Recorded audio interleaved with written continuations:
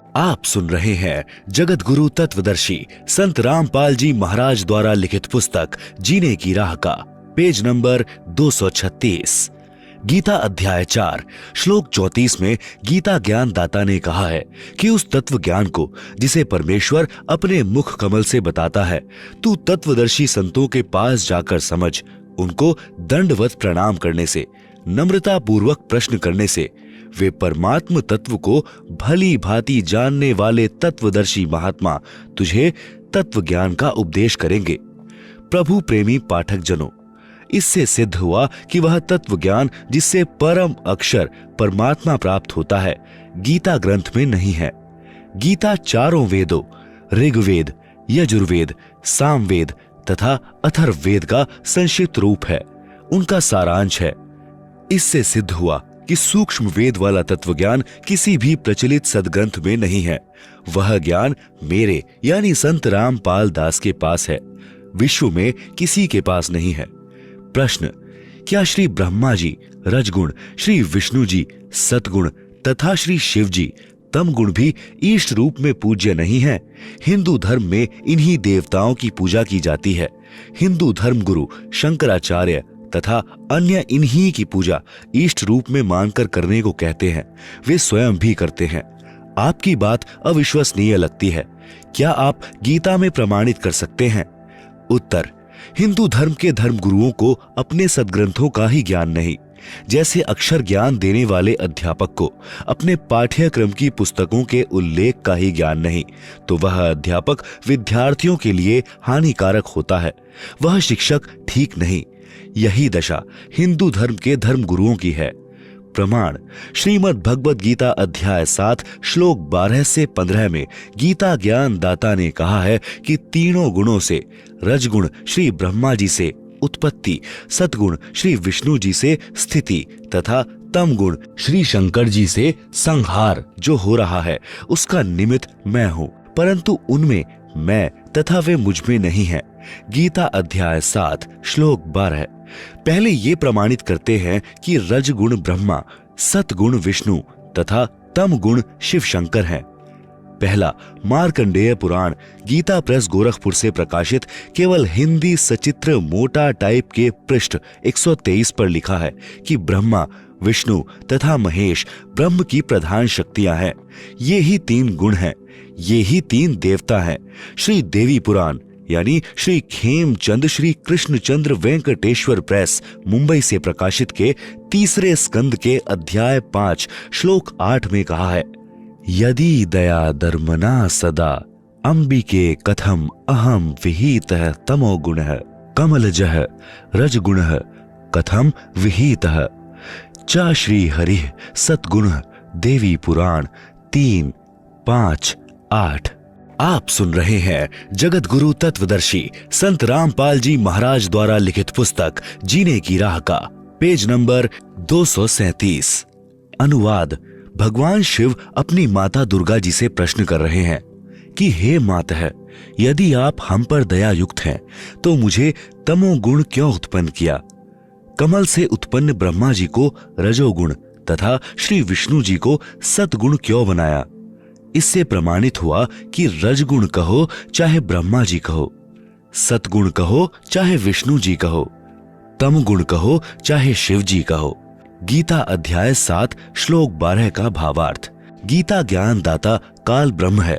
प्रमाण, गीता अध्याय 11 श्लोक 31-32। अध्याय 11 श्लोक 31 में अर्जुन ने पूछा कि हे महानुभाव, आप कौन हैं? जबकि श्री कृष्ण जी तो अर्जुन के साले थे। श्री कृष्ण जी की बहन सुभद्रा का विवाह अर्जुन से हुआ था। विचार करें कि यदि गीता ज्ञान दाता श्री कृष्ण होते तो अर्जुन को यह जानने की नौबत नहीं आती कि आप कौन हो। क्या जीजा अपने साले को नहीं जानता? वास्तव में श्री कृष्ण जी के शरीर में प्रेतवश प्रवेश करके काल ब्रह्म गीता ज्ञान बोल रहा था। अधिक प्रमाण के लिए पढ़ें पुस्तकें गीता तेरा ज्ञान अमृत, गहरी नजर गीता में, ज्ञान गंगा, आध्यात्मिक ज्ञान गंगा तथा देखें सत्संगों की DVD श्रीमद् भगवद गीता का ज्ञान किसने बोला। ये सब हमारी वेबसाइट www.jagatgururampalji.org पर उपलब्ध है। निशुल्क डाउनलोड कर सकते हैं। YouTube पर भी संत रामपाल जी महाराज सत्संग सर्च कर सकते हैं। गीता ज्ञान दाता काल ब्रह्म है, जो गीता अध्याय 11 श्लोक 32 में स्वयं कह रहा है कि मैं काल हूं, अब प्रवृत्त हुआ हूं, अर्थात अब प्रकट हुआ हूं। यदि श्री कृष्ण जी गीता ज्ञान बोल रहे होते तो यह नहीं कहते कि मैं अब आया हूं, क्योंकि श्री कृष्ण जी तो पहले ही विद्यमान थे। श्री कृष्ण जी ने कभी पहले नहीं कहा कि मैं काल हूं, न कभी बाद में कहा कि सबका नाश करने वाला बढ़ा हुआ काल हूं। कौरवों की सभा में अपना विराट रूप भी दिखाया था। विराट रूप भक्ति युक्त प्रत्येक आत्मा का होता है, कोई कोई ही इसे प्रकट कर सकता है। यह भक्ति की शक्ति अनुसार होता है। गीता ज्ञान दाता ने गीता अध्याय 11 श्लोक 47 में कहा है कि अर्जुन, मेरा यह विराट रूप तेरे अतिरिक्त पहले किसी ने नहीं देखा है। पाठकों से निवेदन है कि श्री कृष्ण जी ने तो अपना विराट रूप पहले कौरवों की सभा में दिखाया था, जो उपस्थित सैकड़ों कौरवों सहित हजारों ने देखा था। यदि श्री कृष्ण जी गीता ज्ञान बोल रहे होते तो यह कदापि नहीं कहते कि यह मेरा विराट रूप तेरे अतिरिक्त पहले किसी ने नहीं देखा था। इससे स्पष्ट है कि गीता ज्ञान दाता काल ब्रह्म है, जिसे गीता अध्याय 15 श्लोक 16 में शर पुरुष कहा गया है, जिसने गीता अध्याय 8 श्लोक 13 में कहा है कि ओम इति एकाक्षरम ब्रह्म व्याहरण माम अनुस्मरण यह प्रयाति त्यजन देहम सह याति परमाम गतिम। आप सुन रहे हैं जगत गुरु तत्वदर्शी संत रामपाल जी महाराज द्वारा लिखित पुस्तक जीने की राह का पेज नंबर 238। सरलार्थ। गीता ज्ञान दाता ने कहा है कि माम ब्रह्म यानी मुझ ब्रह्म का, ओम इति एकाक्षरम यानी यह एक ओम अक्षर है, व्याहरण यानी उच्चारण करके, अनुस्मरण यानी स्मरण करता हुआ, यह प्रयाति त्यजन देहम जो साधक शरीर त्याग कर जाता है, सह याति परमाम गतिम वह ओम नाम से होने वाली परम गति को प्राप्त होता है। इसी को और स्पष्ट करता हूं। श्री देवी पुराण सचित्र मोटा टाइप केवल हिंदी, गीता प्रेस गोरखपुर से प्रकाशित के 7वें स्कंद में पृष्ठ 562-563 पर प्रकरण इस प्रकार है। श्री देवी जी राजा हिमालय को ब्रह्म ज्ञानोपदेश देती हैं। कहा कि हे राजन, तू ओम नाम का जाप कर, जिससे ब्रह्म की प्राप्ति होती है। यह ओम नाम ब्रह्म जाप मंत्र है और सब बातों को, पूजाओं को त्याग कर केवल एक ओम नाम का जाप कर। ब्रह्म प्राप्ति का उद्देश्य रख, तेरा कल्याण हो। इससे ब्रह्म को प्राप्त हो जाएगा। वह ब्रह्म दिव्य आकाश रूपी ब्रह्म लोक में रहता है। इस देवी महापुराण से स्पष्ट हुआ कि ओम नाम जाप ब्रह्म का है। अन्य प्रमाण श्री शिव महापुराण गीता प्रेस गोरखपुर से प्रकाशित सचित्र मोटा टाइप के विधवेश्वर संहिता के पृष्ठ 23 से 25 पृष्ठ पर प्रकरण इस प्रकार है। एक समय श्री ब्रह्मा जी रजगुण तथा विष्णु जी सतगुण का युद्ध हो गया। कारण था कि ब्रह्मा जी ने श्री विष्णु जी के निवास पर जाकर कहा कि हे अभिमानी, तूने मेरे आने पर उठकर सत्कार नहीं किया। तू पुत्र होकर भी पिता का सत्कार नहीं करता। मैं सर्व जगत की उत्पत्ति करने वाला सबका पिता हूँ। यह वचन सुनकर श्री विष्णु जी को अंदर से तो बहुत क्रोध आया, परंतु ऊपर से मुस्कुराते हुए कहा कि आजा पुत्र, मैं तेरा पिता हूँ। तेरी उत्पत्ति मेरे नाभि कमल से हुई है। इसी बात पर दोनों ने हथियार उठा लिए, आपस में युद्ध करने लगे। उसी समय काल ब्रह्म ने इन दोनों के बीच में एक तेजोमय स्तंभ खड़ा कर दिया, जिस कारण से दोनों ने युद्ध करना बंद कर दिया। उसी समय काल ब्रह्म ने अपने पुत्र शिव का रूप बनाया तथा अपनी पत्नी दुर्गा को पार्वती बनाकर उनके पास प्रकट हो गए। उन दोनों से कहा कि तुम दोनों को ज्ञान नहीं है कि यहाँ का ईश कौन है। मैं ब्रह्म हूँ, यह संसार मेरा है। हे विष्णु तथा ब्रह्मा, तुम दोनों ने तप करके मेरे से एक एक कृत प्राप्त किए हैं। ब्रह्मा को सृष्टि की उत्पत्ति तथा विष्णु को स्थिति। पुत्रों सुनो, मैं इसी प्रकार महेश तथा रुद्र को भी एक एक कृत संहार तथा तिरोभाव दिए हैं। फिर कहा है कि मेरा एक अक्षर ओम मंत्र जाप करने का है। यह 5 अवयवों यानी अ, उ, म, नाद तथा बिंदु का संग्रह एक ओम अक्षर मंत्र बना है। पाठक जनों को स्पष्ट हुआ कि ओम एक अक्षर ब्रह्म का जाप मंत्र है। यह भी स्पष्ट हुआ कि श्री ब्रह्मा, श्री विष्णु तथा श्री महेश से अन्य काल ब्रह्म है और ब्रह्मा जी, विष्णु जी तथा शिव जी तीनों काल ब्रह्म के पुत्र हैं। अन्य प्रमाण श्री शिव महापुराण गीता प्रेस गोरखपुर से प्रकाशित सचित्र मोटा टाइप में रुद्र संहिता के पृष्ठ 110 पर लिखा है कि रजगुण ब्रह्मा, सतगुण विष्णु तथा तमगुण शिव तीनों देवताओं में गुण है। मैं इनसे भिन्न हूँ। आप सुन रहे हैं जगत गुरु तत्वदर्शी संत रामपाल जी महाराज द्वारा लिखित पुस्तक जीने की राह का पेज नंबर 239। इन सर्व प्रमाणों से स्पष्ट हुआ कि गीता ज्ञान दाता काल ब्रह्म है।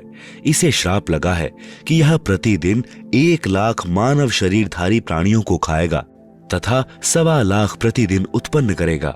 इस कारण से इसने अपने तीनों पुत्रों को एक एक गुणयुक्त बना रखा है। इनके शरीर से निकल रहे गुणों का सूक्ष्म प्रभाव प्रत्येक प्राणी को विवश करके कार्य करवाता है। जैसे रसोई घर में मिर्चों का छौंक लगता है, छींक आती है, उन छींकों को कोई नहीं रोक पाता। स्थूल रूप में मिर्च रसोई घर में होती है। उनसे निकले गुण ने दूर कमरे में बैठे व्यक्तियों को प्रभावित कर दिया। इसी प्रकार तीनों देवता श्री ब्रह्मा जी, श्री विष्णु जी तथा श्री शिव जी अपने अपने लोकों में रहते हैं, परंतु उनके शरीर से निकल रहे गुणों का सूक्ष्म प्रभाव तीनों लोकों, स्वर्ग लोक, पाताल लोक, पृथ्वी लोक के प्राणियों को प्रभावित करता रहता है, जिससे काल ब्रह्म के लिए 1 लाख मानव का आहार तैयार होता है। इसीलिए गीता अध्याय 7 श्लोक 12 में गीता ज्ञान दाता ब्रह्म ने कहा है कि तीनों गुणों से जो कुछ भी हो रहा है उसका निमित्त कारण मैं ही हूँ। जैसे रजगुण ब्रह्मा जी से उत्पत्ति, सतगुण विष्णु जी से स्थिति तथा तम गुण शिव जी से संहार होता है, यह सब मेरे लिए ही इनके द्वारा हो रहा है ऐसा जान। परंतु वे मुझ में और मैं उनमें नहीं हूं, क्योंकि काल ब्रह्म इन तीनों देवताओं से भिन्न रहता है। गीता अध्याय 7 श्लोक 12। सारा संसार इन्हीं 3 गुणों रजगुण ब्रह्मा, सतगुण विष्णु तथा तम गुण शिव पर ही मोहित है, इन्हीं तक ज्ञान रखता है। इन तीनों देवताओं से परे मुझको तथा अव्ययम उस अविनाशी परमात्मा को नहीं जानता। गीता अध्याय 7 श्लोक 13। क्योंकि यह अलौकिक त्रिगुणमयी मेरी माया अर्थात मेरे पुत्रों द्वारा फैलाया माया जाल बड़ी दुस्तर है, निकम्मी है। जो साधक केवल मुझ यानी काल ब्रह्म को भजते हैं, वे इस माया यानी ब्रह्मा, विष्णु, महेश की भक्ति से होने वाले लाभ से अधिक लाभ ब्रह्म भक्ति में है। इसलिए कहा है कि जो इन तीनों से मिलने वाले लाभ को त्याग कर काल ब्रह्म की साधना करते हैं, वे इनका उल्लंघन करके अर्थात इनकी साधना का त्याग कर देते हैं, का उल्लंघन कर जाते हैं। गीता अध्याय 7 श्लोक 14। गीता अध्याय 7 श्लोक 15 में कहा है कि तीनों गुणों रजगुण ब्रह्मा जी, सतगुण विष्णु जी तथा तमगुण शिव जी रूपी माया जाल द्वारा जिनका ज्ञान हरा जा चुका है, अर्थात जो साधक इन तीनों देवताओं से भिन्न प्रभु को नहीं जानते, इन्हीं से मिलने वाले नाम मात्र लाभ से ही मोक्ष मानकर इन्हीं से चिपके रहते हैं, इन्हीं की पूजा करते रहते हैं, ऐसे व्यक्ति असुर स्वभाव को धारण किए हुए मनुष्यों में नीच दूषित कर्म करने वाले मूर्ख जन मुझ काल ब्रह्म को नहीं बचते। गीता अध्याय 7 श्लोक 15।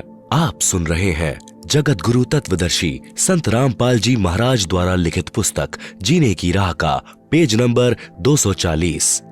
गीता अध्याय 14 श्लोक 19 में गीता ज्ञान दाता ने कहा है कि जिस समय दृष्टा अर्थात तत्व ज्ञान सुनने वाला और जो तीनों गुणों रजगुण ब्रह्मा, सतगुण विष्णु तथा तम गुण शिव की इष्ट रूप में पूजा करने वाला अपनी पुरानी धारणा को नहीं बदलता, अर्थात इन तीनों के अतिरिक्त किसी को कर्ता नहीं मानता और इन तीनों से परे पूर्ण परमात्मा का ज्ञान भी प्राप्त कर लेता है, वह मेरे ही जाल में रह जाता है।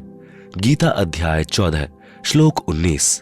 गीता अध्याय 14 श्लोक 20 में गीता ज्ञान दाता ने कहा है, देहधारी मनुष्य इन तीनों का उल्लंघन करके अर्थात इन तीनों की पूजा त्याग कर ही जन्म मरण तथा वृद्धावस्था के तथा अन्य सब दुखों से मुक्त होकर परमानंद अर्थात गीता अध्याय 18 श्लोक 62 तथा अध्याय 15 श्लोक 4 में वर्णित परम शांति तथा सनातन परम धाम को प्राप्त होता है।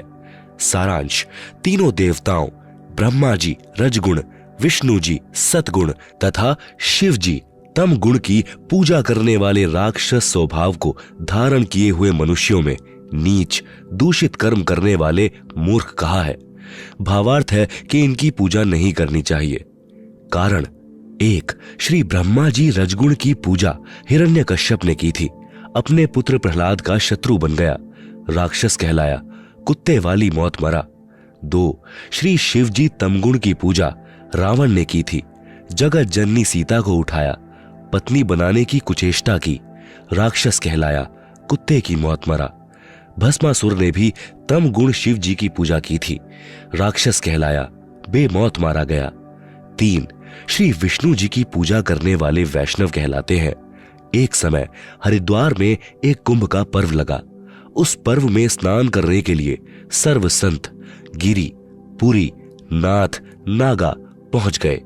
नागा श्री शिवजी तमगुण के पुजारी होते हैं तथा वैष्णव श्री विष्णु सद्गुण के पुजारी होते हैं। सभी हरिद्वार में हर की पैड़ी पर स्नान करने की तैयारी करने लगे, जो संख्या में लगभग 20,000 थे। कुछ देर बाद इतनी ही संख्या में वैष्णव साधु हर की पैड़ियों पर पहुंच गए। वैष्णव साधुओं ने नागाओं से कहा कि हम श्रेष्ठ हैं, हम पहले स्नान करेंगे। इसी बात पर झगड़ा हो गया। तलवार, कटारी, छुरों से लड़ने लगे। लगभग 25,000 दोनों पक्षों के साधु तीनों गुणों के उपासक कटकर मर गए। इसलिए गीता अध्याय 7 श्लोक 12 से 15 में तीनों गुणों रजगुण ब्रह्मा जी, सतगुण विष्णु जी तथा तम गुण शिव जी के उपासकों को राक्षस स्वभाव को धारण किए हुए मनुष्यों में नीच दूषित कर्म करने वाले मूर्ख कहा है। इससे सिद्ध हुआ कि श्री ब्रह्मा रजगुण, श्री विष्णु सतगुण तथा श्री शिव तम गुण की भक्ति करने वाले मूर्ख राक्षस मनुष्यों में नीच तथा घटिया कर्म करने वाले मूर्ख व्यक्ति हैं, अर्थात इनकी पूजा करना श्रीमद् भगवद गीता में मना किया है। इनकी इष्ट रूप में पूजा करना व्यर्थ है। आप सुन रहे हैं जगत गुरु तत्वदर्शी संत रामपाल जी महाराज द्वारा लिखित पुस्तक जीने की राह का पेज नंबर 241। पूजा तथा साधना में अंतर। प्रश्न, काल ब्रह्म की पूजा करनी चाहिए या नहीं? गीता में प्रमाण दिखाएं। उत्तर, नहीं करनी चाहिए। पहले आप जी को पूजा तथा साधना का भेद बताते हैं। भक्ति अर्थात पूजा, जैसे हमारे को पता है कि पृथ्वी के अंदर मीठा शीतल जल है, उसको प्राप्त कैसे किया जा सकता है? उसके लिए बोकी के द्वारा जमीन में सुराख किया जाता है। उस सुराख यानी बोर में लोहे की पाइप डाली जाती है, फिर हैंडपंप यानी नल की मशीन लगाई जाती है, तब वह शीतल जीवन दाता जल प्राप्त होता है। हमारा पूज्य जल है। उसको प्राप्त करने के लिए प्रयोग किए गए उपकरण तथा प्रयत्न साधना जाने। यदि हम उपकरणों की पूजा में लगे रहे तो जल प्राप्त नहीं कर सकते। उपकरणों द्वारा पूज्य वस्तु प्राप्त होती है। अन्य उदाहरण, जैसे पतिव्रता स्त्री परिवार के सर्व सदस्यों का सत्कार करती है, सास ससुर का माता पिता के समान, ननंद का बड़ी छोटी बहन के समान, जेठ देवर का बड़े छोटे भाई के समान, जेठानी देवरानी का बड़ी छोटी बहनों के समान, परंतु वह पूजा अपने पति की करती है। जब वे अलग होते हैं तो अपने हिस्से की सर्व वस्तुएं उठाकर अपने पति वाले मकान में ले जाती हैं। अन्य उदाहरण, जैसे हमारी इच्छा आम खाने की होती है, हमारे लिए आम का फल पूज्य है। उसे प्राप्त करने के लिए धन की आवश्यकता पड़ती है। धन संग्रह करने के लिए मजदूरी, नौकरी, खेती बाड़ी करनी पड़ती है, तब आम का फल प्राप्त होता है। इसलिए आम पूज्य है तथा अन्य क्रिया साधना है। साध्य वस्तु को प्राप्त करने के लिए साधना करनी पड़ती है। साधना भिन्न है, पूजा अर्थात भक्ति भिन्न है। स्पष्ट हुआ। प्रश्न चल रहा है कि क्या ब्रह्म की पूजा करनी चाहिए? उत्तर में कहा है कि नहीं करनी चाहिए। अब श्रीमद् भगवद गीता में प्रमाण दिखाते हैं। गीता अध्याय 7 श्लोक 12 से 15 में तो गीता ज्ञान दाता ने बता दिया कि तीनों गुणों रजगुण श्री ब्रह्मा जी, सतगुण श्री विष्णु जी तथा तम गुण श्री शिव जी की भक्ति व्यर्थ है। फिर गीता अध्याय 7 के श्लोक 16, 17, 18 में गीता ज्ञान दाता ब्रह्म ने अपनी भक्ति से होने वाली गति अर्थात मोक्ष को अनुत्तम अर्थात घटिया बताया है कि मेरी भक्ति 4 प्रकार के व्यक्ति करते हैं। पहले अर्थार्थी, धन लाभ के लिए वेदों अनुसार अनुष्ठान करने वाले। दूसरे आर्त, संकट निवारण के लिए वेदों अनुसार अनुष्ठान करने वाले। तीसरे जिज्ञासु, परमात्मा के विषय में जानने के इच्छुक, ज्ञान ग्रहण करके स्वयं वक्ता बन जाने वाले। इन तीनों प्रकार के ब्रह्म पुजारियों को व्यर्थ बताया है। आप सुन रहे हैं जगत गुरु तत्वदर्शी संत रामपाल जी महाराज द्वारा लिखित पुस्तक जीने की राह का पेज नंबर 242। चौथे ज्ञानी को पता चलता है कि मनुष्य जन्म बड़ा दुर्लभ है। मनुष्य जीवन प्राप्त करके आत्म कल्याण कराना चाहिए। उन्हें यह भी ज्ञान हो जाता है कि अन्य देवताओं की पूजा से मोक्ष लाभ होने वाला नहीं है। इसलिए एक परमात्मा की भक्ति अनन्य मन से करने से पूर्ण मोक्ष संभव है। उनको तत्वदर्शी संत न मिलने से उन्होंने जैसा भी वेदों को जाना, उसी आधार से ब्रह्म को एक समर्थ प्रभु मानकर यजुर्वेद अध्याय 40 मंत्र 15 से ओम नाम लेकर भक्ति की, परंतु पूर्ण मोक्ष नहीं हुआ। ओम नाम ब्रह्म साधना का है, उससे ब्रह्मलोक प्राप्त होता है, जो कि पूर्व में प्रमाणित किया जा चुका है। गीता अध्याय 8 श्लोक 16 में कहा है कि ब्रह्मलोक पर्यंत सब लोग पुनरावृत्ति में है, अर्थात ब्रह्मलोक में गए साधक भी पुनः लौटकर संसार में जन्म मृत्यु के चक्र में गिरते हैं।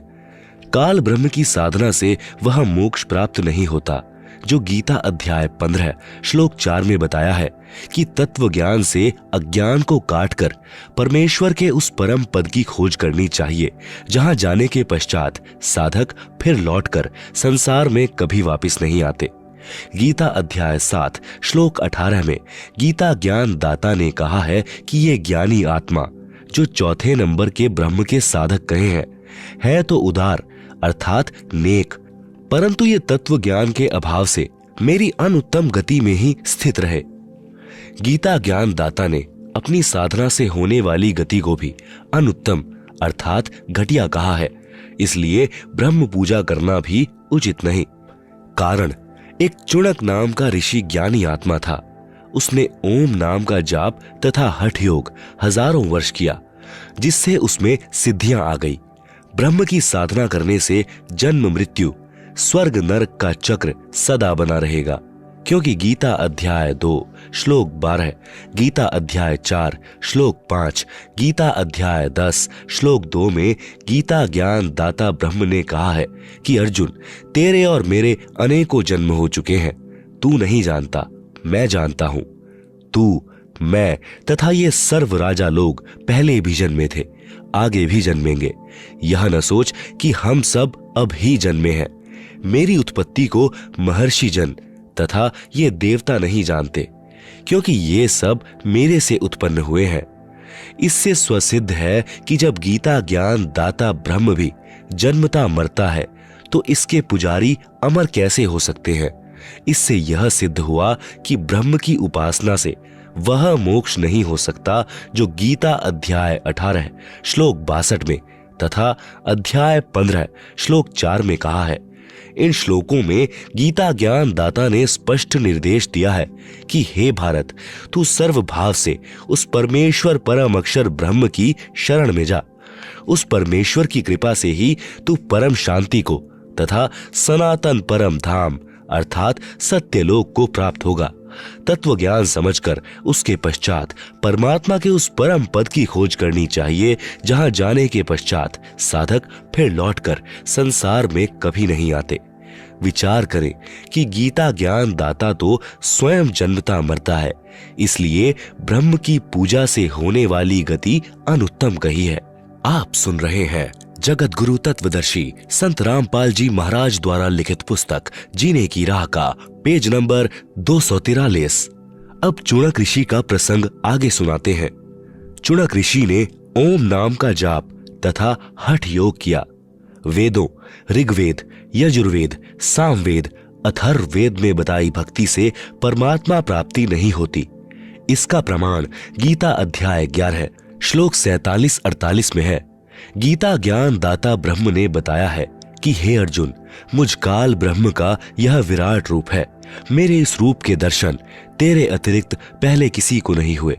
मैंने तेरे ऊपर अनुग्रह करके यह रूप दिखाया है। मेरे इस रूप के दर्शन अर्थात ब्रह्म प्राप्ति न तो वेदों में वर्णित विधि से अर्थात ओम नाम के जाप से, न तप से, न हवन आदि आदि यज्ञों से होते हैं, अर्थात वेदों में वर्णित विधि से ब्रह्म प्राप्ति नहीं होती।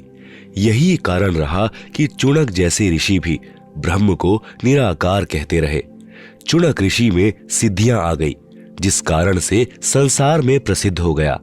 सिद्धि प्राप्त साधक अपनी वर्षों की साधना से की गई चार्ज बैटरी से किसी को श्राप देकर अपनी भक्ति का नाश करते हैं, किसी को आशीर्वाद देकर अपनी भक्ति का नाश करते हैं, किसी पर सिद्धि से जंत्र मंत्र करके अपनी भक्ति का नाश करते हैं तथा संसार में प्रशंसा के पात्र बनकर स्वयं प्रभु बन बैठते हैं।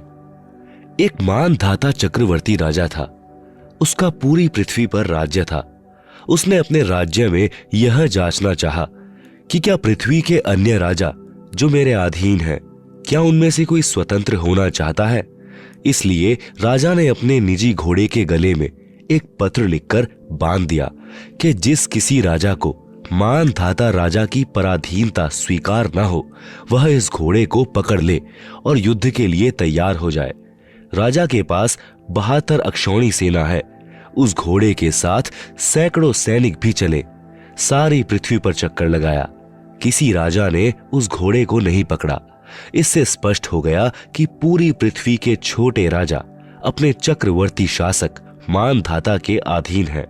सर्व सैनिक जो घोड़े के साथ थे खुशी से वापस आ रहे थे। रास्ते में ऋषि चुणक की कुटिया थी। चुणक ऋषि ने सैनिकों से पूछा, जो घोड़ों पर सवार थे कि हैं सैनिकों, कहां गए थे? इस घोड़े का सवार कहां गया? सैनिकों ने ऋषि जी को सर्व बात बताई। ऋषि ने कहा, क्या किसी ने राजा मानधाता का युद्ध नहीं स्वीकारा? सैनिक बोले कि है किसी की बाजुओं में दम, पिलाया है किसी माता ने दूध जो हमारे राजा के साथ युद्ध कर ले। राजा के पास 72 अक्षौणी अर्थात 72 करोड़ सेना है। जाड़ तोड़ देंगे यदि किसी ने युद्ध करने की हिम्मत की तो। ऋषि चुणक जो काल ब्रह्म का पुजारी था ने कहा कि हे सैनिकों, आपके राजा का युद्ध मैंने स्वीकार कर लिया। यह घोड़ा बांध दो मेरी कुटिया वाले वृक्ष से। सैनिक बोले कि हे कंगले, तेरे पास दाने तो खाने को नहीं है, क्या युद्ध करेगा तू राजा मानधाता के साथ? अपनी भक्ति कर ले, क्यों श्यात बोल रही है तेरी, अर्थात तेरी क्यों सामत आई है? ऋषि ने कहा, जो होगा सो देखा जाएगा। जाओ कह दो तुम्हारे राजा को कि तुम्हारा युद्ध चुणक ऋषि ने स्वीकार कर लिया है। राजा को पता चला तो सोचा कि आज एक कंगाल सिरफिरे ऋषि की हिम्मत हुई है, कल कोई और हिम्मत करेगा। बुराई को प्रारंभ में ही समाप्त कर देना चाहिए। जनता को भयभीत करने के लिए, एक व्यक्ति को मारने के लिए राजा ने 72 करोड़ सेना की 4 टुकड़ियां बनाई।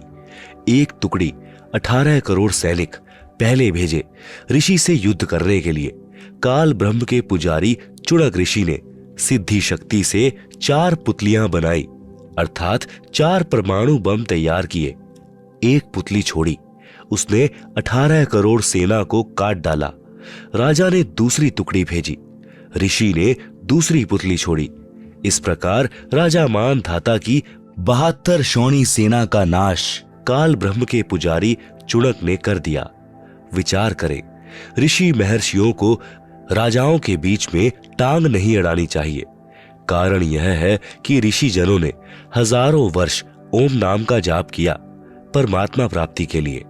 परमात्मा मिला नहीं, क्योंकि गीता अध्याय 11 श्लोक 47-48 में लिखा है कि वेदों में चारों वेदों ऋग्वेद, यजुर्वेद, सामवेद तथा अथर्ववेद वर्णित भक्ति विधि से ब्रह्म प्राप्ति नहीं है।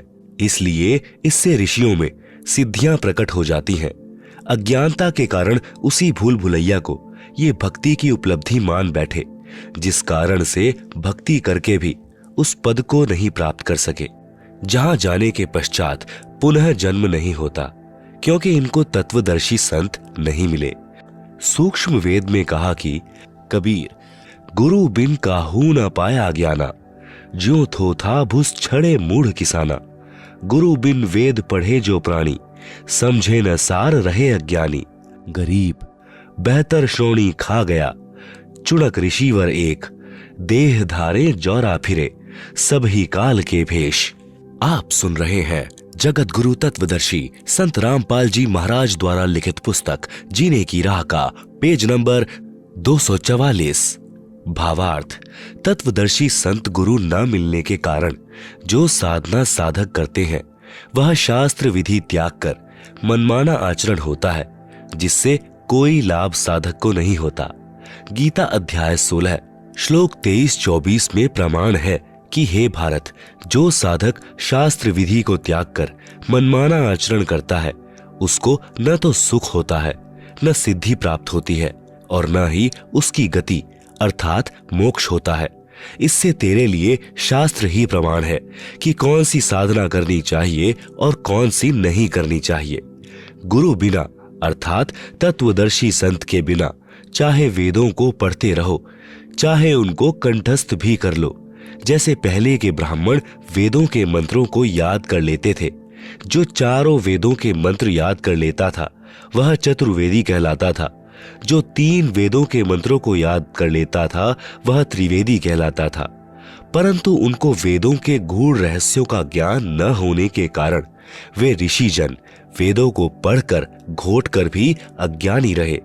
सूक्ष्म वेद में कहा है कि पीठ मनुखा दाख लदी है, ऊंट खात बबूल।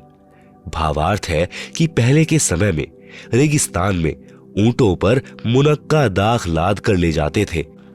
ऊंट पीठ पर तो इतनी स्वादिष्ट मुनक्का दाख लादे हुए होता था और स्वयं बबूल यानी कीकर पेड़ के कांटों में मुख मार मार कर बबूल के पत्ते खा रहा होता था।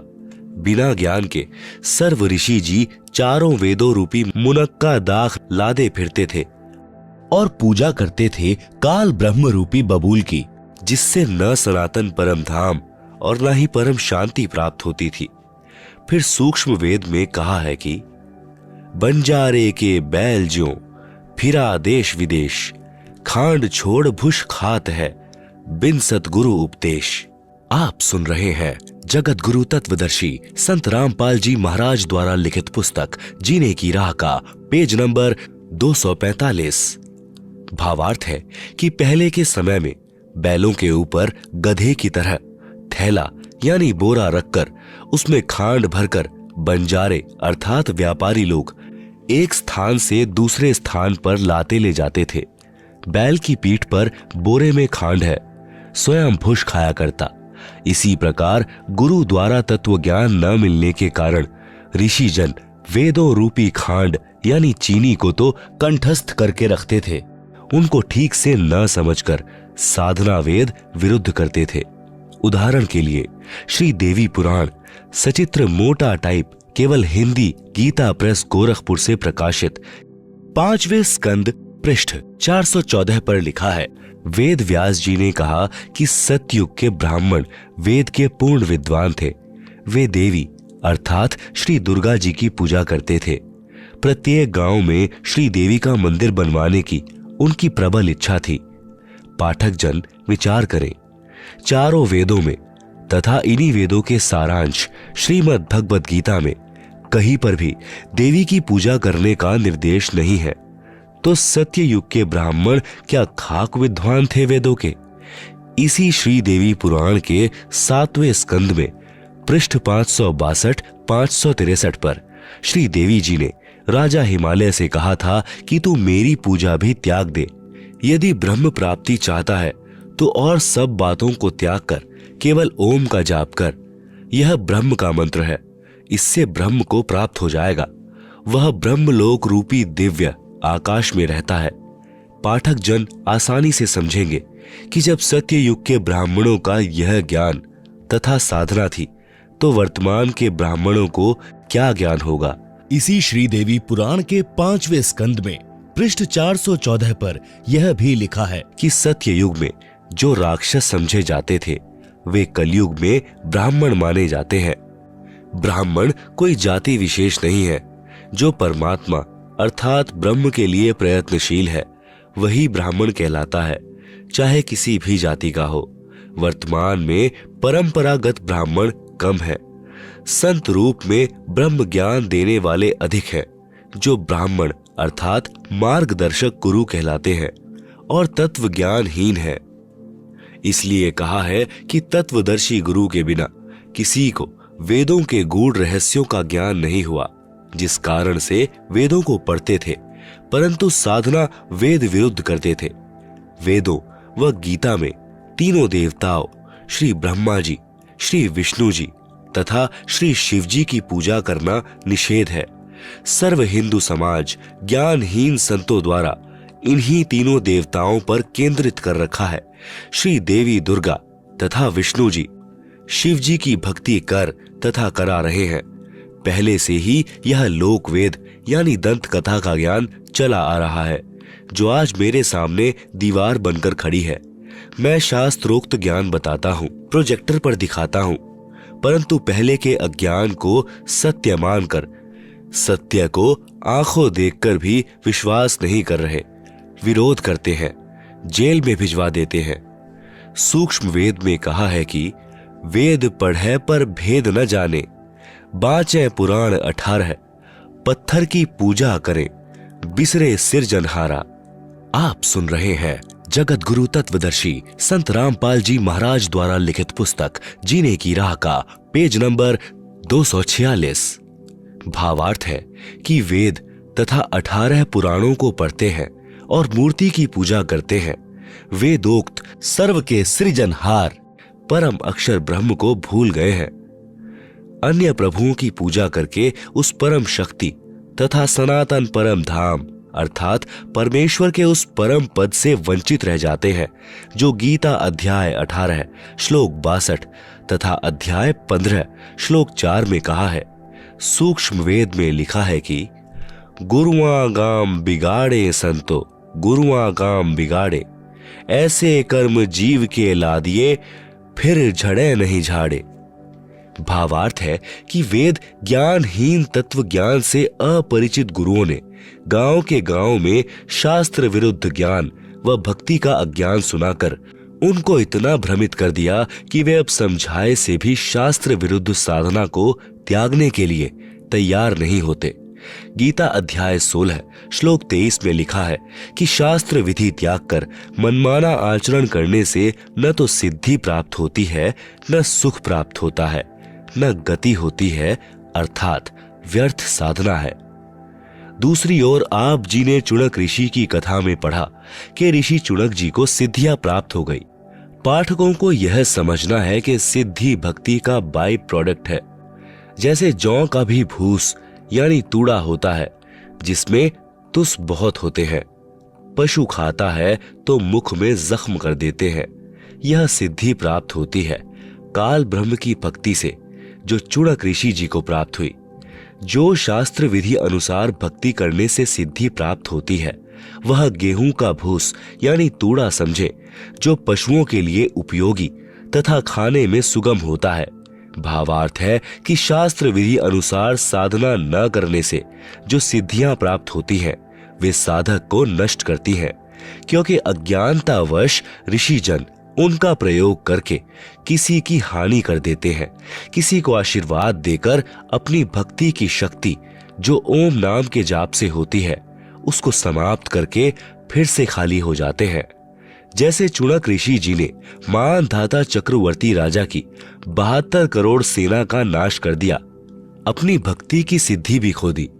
सूक्ष्म वेद में कहा है कि बेहतर श्रोणी शय करी, चुणक ऋषिवर एक, देह धारे जौरा यानी मृत्यु फिरे, सब ही काल के भेष। भावार्थ, ऋषियों में सर्वश्रेष्ठ ऋषि चुणक जी ने 72 करोड़ सेना का नाश कर दिया। ये दिखाई तो देते हैं महात्मा, लेकिन जब इनसे पाला पड़ता है तो ये निकलते हैं सर्प जैसे। जरा सी बात पर श्राप दे देना, किसी से बेमतलब पंगा लेना, इनके लिए आम बात होती है। आप सुन रहे हैं जगत गुरु तत्वदर्शी संत रामपाल जी महाराज द्वारा लिखित पुस्तक जीने की राह का पेज नंबर 247। ऋषि दुर्वासा की कारगुजारी। एक दुर्वासा नाम के काल ब्रह्म के पुजारी ब्रह्म साधक थे। वे चले जा रहे थे। रास्ते में एक अप्सरा यानी स्वर्ग की स्त्री सुंदर मोतियों की माला पहने हुए थी। ऋषि दुर्वासा ने कहा कि यह माला मुझे दे।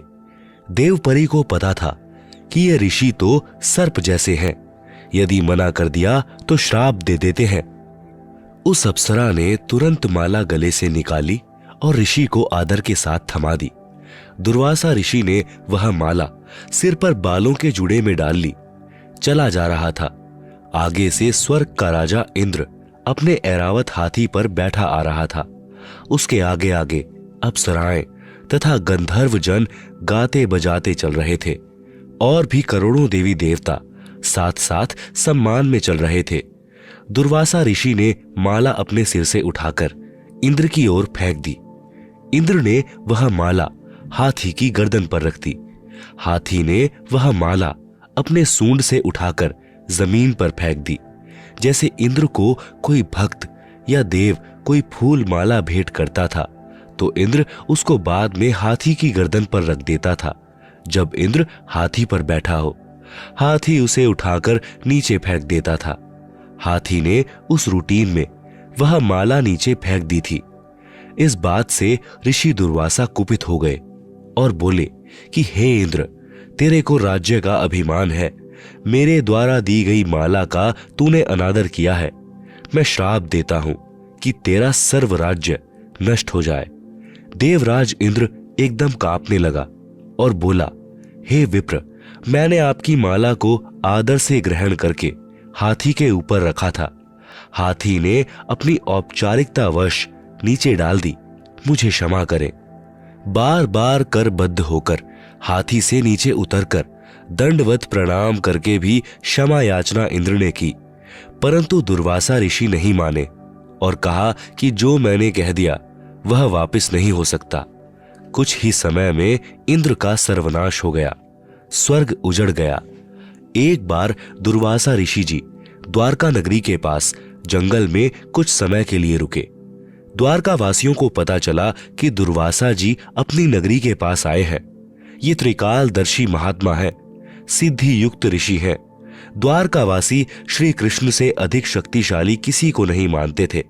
श्री कृष्ण के पुत्र श्री प्रद्युम्न सहित कई यादवों ने योजना बनाई कि सुना है दुर्वासा जी त्रिकालदर्शी हैं, मन की बात भी बता देते हैं, अंतर्यामी हैं, उनकी परीक्षा लेते हैं। यह विचार करके प्रद्युम्न को गर्भवती स्त्री का स्वांग बनाकर 10-12 व्यक्ति साथ चले। एक व्यक्ति को उसका पति बना लिया। दुर्वासा जी के पास जाकर कहा कि हे ऋषि जी, इस स्त्री पर परमात्मा की कृपा बहुत दिनों पश्चात हुई है। इसको गर्भ रहा है, यह इसका पति है। ये दोनों उतावले हैं कि हमें पता चले कि गर्भ में लड़का है या कन्या। आप तो अंतर्यामी हैं, कृपया बताएं। उन्होंने प्रद्युम्न के पेट पर एक छोटी कढ़ाई बांध रखी थी। उसके ऊपर रुई का लोगड़ तथा पुराने वस्त्र बांधकर गर्भ बना रखा था। ऊपर स्त्री वस्त्र पहना रखे थे। ऋषि दुर्वासा जी ने दिव्य दृष्टि से देखा और जाना कि ये मेरा मजाक करने आए हैं। दुर्वासा जी ने कहा कि इस गर्भ से यादव कुल का नाश होगा। इतना कहकर क्रोधित हो गए। सर्व व्यक्ति वहां से खिसक गए। आप सुन रहे हैं जगत गुरु तत्वदर्शी संत रामपाल जी महाराज द्वारा लिखित पुस्तक जीने की राह का पेज नंबर 248। नगरी में यह बात आग की तरह फैल गई। ऋषि दुर्वासा जी ने श्राप दे दिया है कि यादवों का नाश होगा। उनको विश्वास था कि हमारे साथ सर्वशक्तिमान भगवान अखिल ब्राह्मण के नायक श्री कृष्ण है। दुर्वासा के श्राप का प्रभाव हम पर नहीं हो पाएगा। फिर भी कुछ बुद्धिमान यादव इकट्ठे होकर श्री कृष्ण जी के पास गए तथा ऋषि दुर्वासा से किया बच्चों का मजाक तथा ऋषि दुर्वासा द्वारा दिए श्राप का वृतांत बताया। सर्व वार्ता सुनकर श्री कृष्ण जी ने कुछ देर सोचकर कहा कि उन बच्चों को साथ लेकर दुर्वासा जी के पास जाओ और क्षमा याचना करो। दुर्वासा के पास गए, क्षमा याचना की, परंतु दुर्वासा ने कहा कि जो मैंने बोल दिया वह वापस नहीं हो सकता। सर्व व्यक्ति फिर से श्री कृष्ण जी के पास गए तथा सर्व बात बताई। द्वारका में भोजन भी नहीं बना। सर्व नगरी चिंता में डूब गई। श्री कृष्ण जी ने कहा कि चिंता किस बात की, जो वस्तु गर्भ रूप में प्रयोग की थी उन्हीं से तो हमारा विनाश होना बताया है। ऐसा करो, कपड़ों तथा रुई को जलाकर तथा लोहे की कढ़ाई को पत्थर पर घिसाकर प्रभास क्षेत्र यानी यमुना नदी के किनारे एक स्थान का नाम है में यमुना नदी में डाल दो। वहीं बैठकर घिसाओ। वहीं चूरा दरिया में डाल दो। वहीं पर राख पानी में डाल दो। ना रहेगा बांस, ना बजेगी बांसुरी। जब गर्भ की वस्तुएं ही नहीं रहेंगी तो हमारा नाश कैसे होगा। यह बात द्वारिका वासियों को अच्छी लगी और अपने को संकट मुक्त माना। श्री कृष्ण जी के आदेशानुसार सब किया। कढ़ाई का एक कड़ा पूरी तरह नहीं घिस पाया। उसको वैसे ही यमुना नदी में फेंक दिया। वह एक मछली ने चमकीला खाद्य पदार्थ जानकर खा लिया। उस मछली को बालिया नामक भील ने पकड़ लिया। जब मछली को काटा तो उससे निकली धातु की जांच करने के पश्चात उसको अपने तीर को आगे के हिस्से में विष युक्त करवाकर लगवा दिया। उसे सुरक्षित रख लिया। जो कढ़ाई का लोहे का चूरा पानी में डाला था वह लंबे सरकंडे जैसे घास के रूप में यमुना नदी के किनारे किनारे पर उग गया। कुछ समय उपरांत द्वारिका नगरी में उत्पात मचने लगा। छोटी सी बात पर एक दूसरे का कत्ल करने लगे। आपस में वैर विरोध बढ़ गया। नगर के लोगों की यह दशा देखकर नगरी के गणमान्य व्यक्ति भगवान श्री कृष्ण जी के पास गए और जो कुछ भी नगरी में हो रहा था बताया और कारण तथा समाधान श्री कृष्ण जी से जानने की इच्छा व्यक्त की, क्योंकि श्री कृष्ण जी यादव तथा पांडवों के आध्यात्मिक गुरु थे। संकट का निवारण गुरुदेव से ही कराया जाता है। श्री कृष्ण जी ने कारण बताया कि दुर्वासा ऋषि का शाप फल रहा है। समाधान है कि सर्वनर यानी मेल यादव चाहे आज का जन्मा भी लड़का क्यों ना हो, सब प्रभास क्षेत्र में जहां पर उस कढ़ाई का चूर्ण डाला था जाकर यमुना में स्नान करो, तुम श्राप मुक्त हो जाओगे। सर्व द्वारिका वासियों ने श्री कृष्ण जी के आदेश का पालन किया। सर्व नर यादव प्रभास क्षेत्र में श्राप मुक्त होने के उद्देश्य से स्नान करने के लिए चले गए। ऋषि दुर्वासा के श्राप के कारण सर्व यादव समूह बनाकर इकट्ठे हो गए। पहले स्नान किया कि श्राप मुक्त होने के पश्चात हो सकता है कि आपसी मनमुटाव दूर हो जाए, परंतु ऐसा कुछ नहीं हुआ। पहले सबने स्नान किया, फिर आपस में गाली गलौज शुरू हुआ। फिर उस घास को उखाड़कर एक दूसरे को मारने लगे।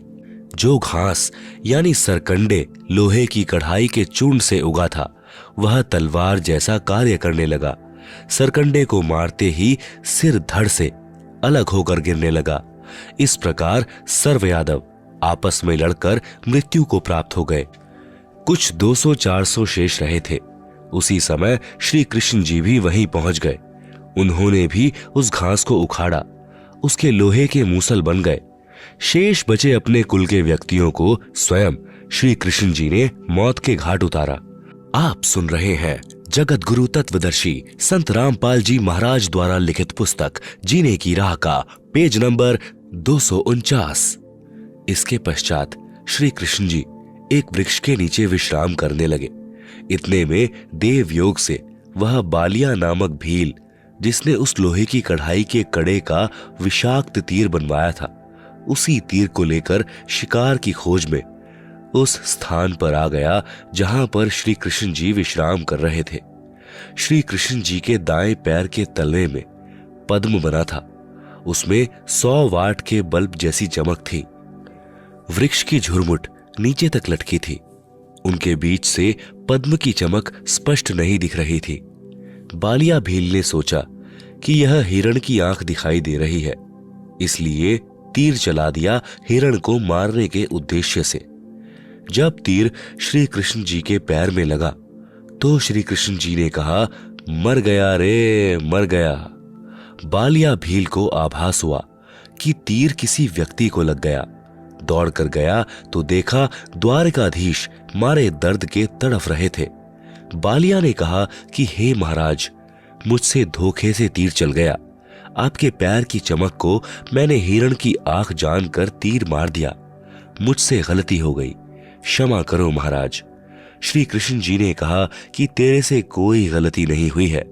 यह तेरा और मेरा पिछले जन्म का लेन देन है, वह मैंने चुका दिया है। तू त्रेता युग में सुग्रीव का भाई बाली था, मैं रामचंद्र पुत्र दशरथ था। मैंने भी तेरे को वृक्ष की ओट लेकर धोखे से मारा था। वह अदला बदला यानी टिट फॉर टैट पूरा किया है। इस प्रकार दुर्वासा ऋषि के श्राप से सर्व यादव कुल का नाश हुआ। जो वर्तमान में यादव है, ये वो है जो उस समय माताओं के गर्भ में थे, बाद में उत्पन्न हुए थे। सूक्ष्म वेद में लिखा है, दुर्वासा कोपे तहां समझ न आई नीच, 56 करोड़ यादव कटे मची रुधिर की कीच। सरलार्थ, दुर्वासा ने बच्चों के मजाक को इतनी गंभीरता से लिया कि उनके कुल का नाश करने का श्राप दे दिया। उस नीच दुर्वासा ने यह भी नहीं सोचा कि क्या अनर्थ हो जाएगा। बात कुछ भी नहीं थी। दुर्वासा नीच ऋषि ने इतना जुल्म कर दिया कि 56 करोड़ यादव कट कर मर गए और रक्त के बहने से कीचड़ बन गया। इसी प्रकार चुणक ऋषि ने बेमतलब पंगा लेकर मानधाता राजा की 72 करोड़ सेना का नाश कर दिया। आप सुन रहे हैं जगत गुरु तत्वदर्शी संत रामपाल जी महाराज द्वारा लिखित पुस्तक जीने की राह का पेज नंबर 250। एक कपिल नाम के ऋषि थे, जिनको भगवान विष्णु के 24 अवतारों में से एक अवतार भी माना जाता है। वे तपस्या कर रहे थे। एक सगड़ राजा था, उसके 60,000 पुत्र थे।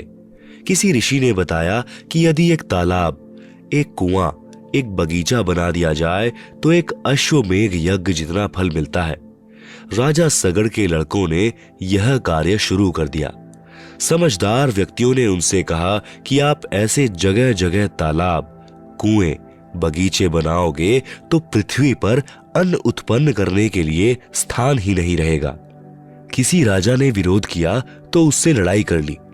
उस राजा सगड़ के लड़कों ने एक घोड़ा अपने साथ लिया। उसके गले में पत्र लिखकर बांध दिया कि यदि कोई हमारे कार्य में बाधा करेगा, वह इस घोड़े को पकड़ ले और युद्ध के लिए तैयार हो जाए। उन सिरफिरों से कौन टक्कर ले। पृथ्वी देवी भगवान विष्णु जी के पास गई। एक गाय का रूप धारण करके कहा कि हे भगवान, पृथ्वी पर एक सगड़ राजा है, उसके 60,000 पुत्र हैं। उनको ऐसी सिरड़ उठी है कि मेरे को खोद डाला।